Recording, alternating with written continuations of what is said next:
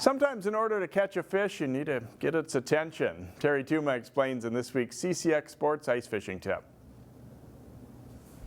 Did you know that you can call in fish or make them bite up?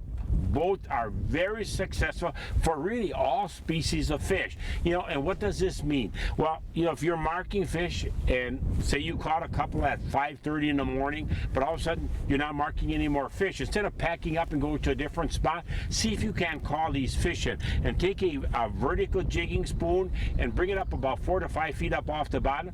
Jig it constantly, maybe a little bit more violently, if you will, instead of a real subtle jigging action. See with that flash and that noise if it doesn't call in some fish. Same thing, you can do that with a jig.